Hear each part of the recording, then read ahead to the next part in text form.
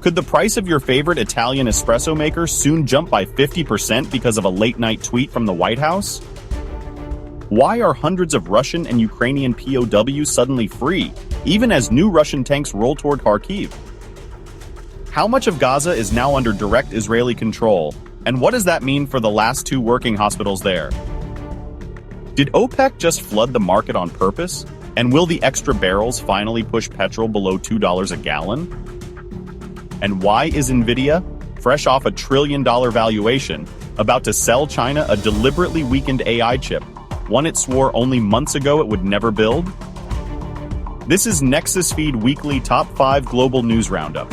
Your lens into the world as it really is and where it might be headed. Let's dive straight in. Late on Friday, the 23rd of May, President Donald Trump posted a single line on X. EU must play fair or pay 50%. Markets took him literally. Within an hour, futures on the S&P 500 sank, and by the next morning, EU Trade Commissioner Maros Sefcovic was on camera calling the move economic blackmail. Brussels is drafting a mirror image tariff list that would land hardest on U.S. soybeans, Dodd bourbon, and smartphones if Washington follows through on the 1st of June. Economists at the Peterson Institute say the average U.S. household would absorb about $1,400 in extra costs per year, while Euro area GDP would slip another half-point, deepening recession fears. The larger worry is political. A transatlantic trade war could shatter Western unity just when donor fatigue is already nibbling at support for both Ukraine and Gaza.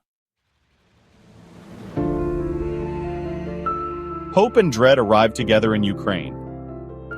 At dawn on the 23rd of May, buses rolled to a foggy crossing near the Belarus border. 390 captives from each side shuffled out, embracing relatives and medics, in what both Moscow and Kyiv called the first wave of a planned 1,000 for 1,000 exchange.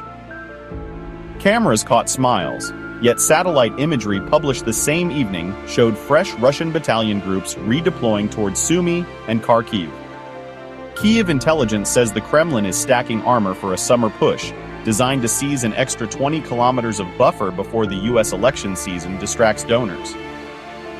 Russian Foreign Minister Sergei Lavrov is floating a draft peace outline that would bar Ukraine from joining hostile blocs, a phrase Ukrainian President Volodymyr Zelensky dismissed as imperial fantasy. For now, the front stays loud.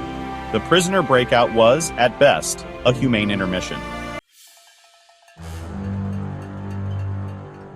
By Sunday, the 25th of May, Israeli ground and air forces controlled an estimated 77% of the Gaza Strip under Operation Gideon's Chariots.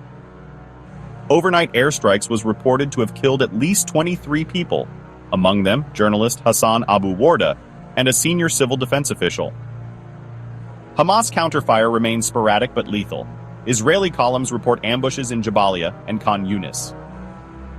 Human rights monitors say only 2 hospitals in the north remain partly functional, both now inside active combat zones. Diplomacy limps on in Doha, yet Israel insists on proof of life for every remaining hostage before agreeing to any Ramadan-style pause. Neighboring capitals are bracing for demonstrations as the Hajj season approaches. While tariff headlines rattled equities, the biggest single move in raw markets came from OPEC+.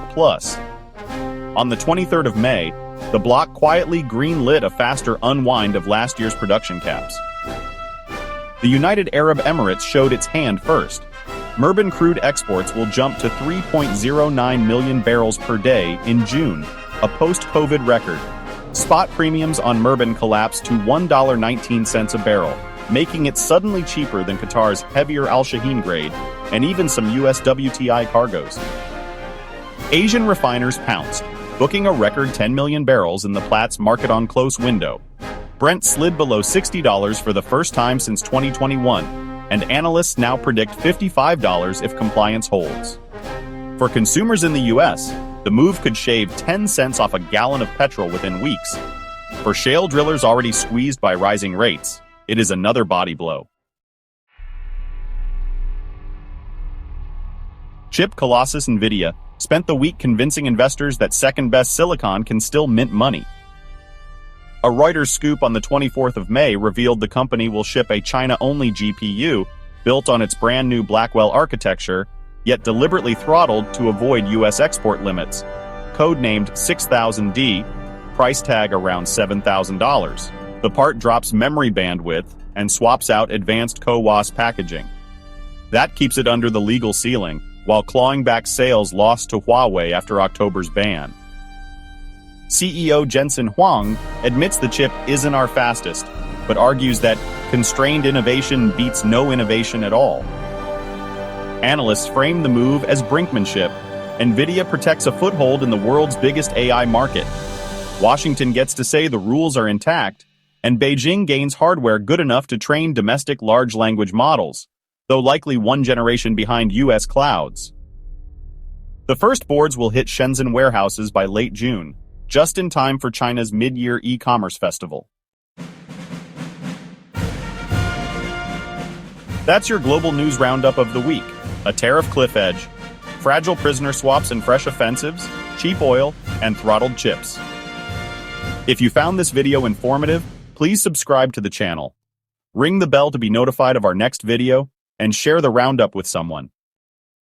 Thanks for watching, and until next week, stay informed, stay compassionate, and most of all, stay hopeful.